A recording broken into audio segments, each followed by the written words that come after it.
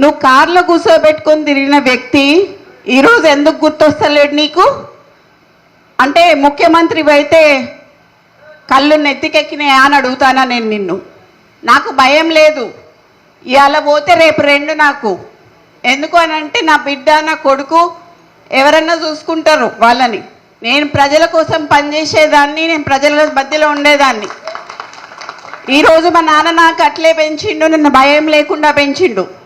నేనెవరికి భయపడను, సావుకి భయపడను.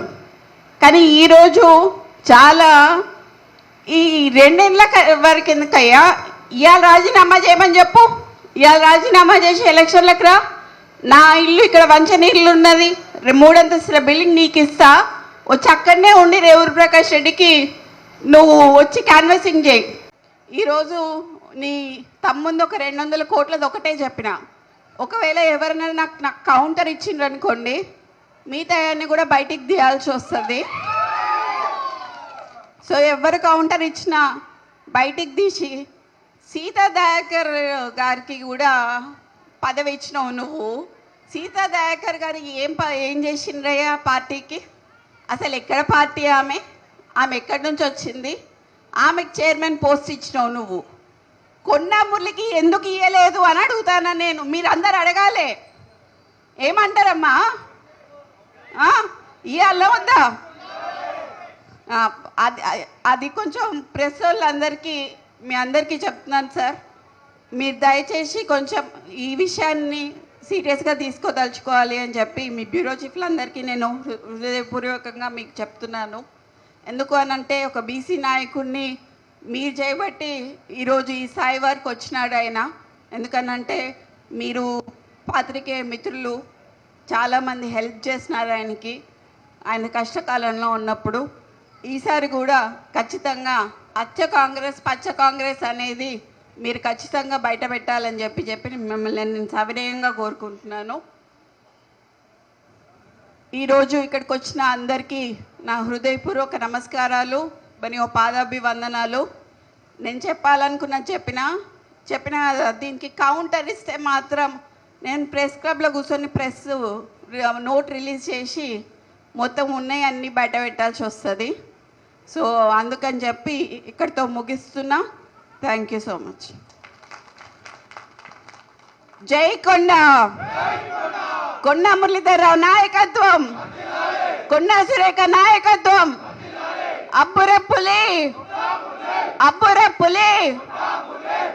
జై కొండా. Thank you. కలిసినాకనే ఎలక్షన్లకు పోదాం మనం. ఈ లోపల మరి ఆయనకి కొంచెం ఆరోగ్యం బాగాలేదు కదా, మరి ఎట్లుంటుందో చూద్దాం మరి అప్పటి వరకు, ఎలక్షన్ వరకు. సో అది ఇప్పుడు నేను కొంచెం అది చెప్తే అది బాగోదేమో కానీ సరే. ఇప్పుడు డైపర్లు వేసుకున్న వాళ్ళకి వీళ్ళకి మాత్రం ఇస్తా అని అంటున్నాడు కదా, అది మాత్రం కొంచెం తప్పని చెప్తున్నా. ఆయన ఇప్పటికే నడవలేకపోతున్నాడు, తిరగలేకపోతున్నాడు.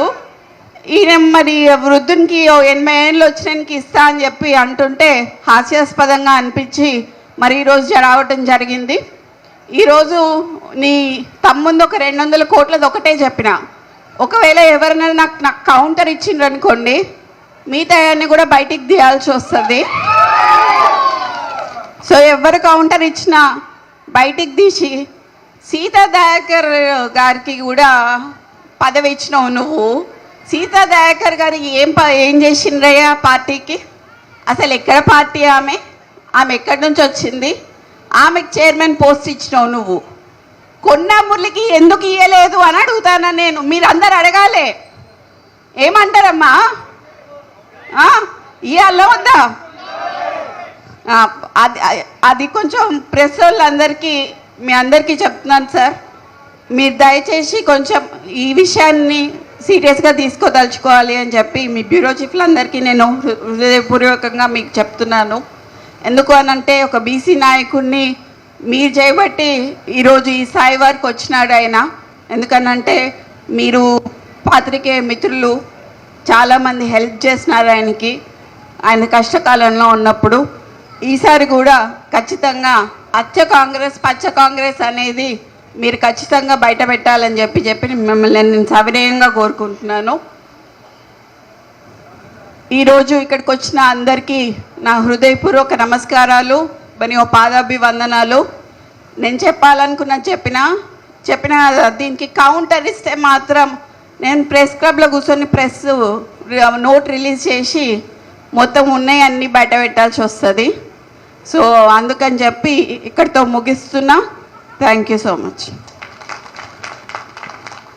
జై కొండ, కొండ మురళీధరరావు నాయకత్వం, కొండ సురేఖ నాయకత్వం, అబ్బుర పులి,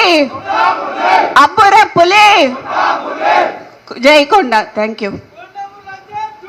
చిట్టకారి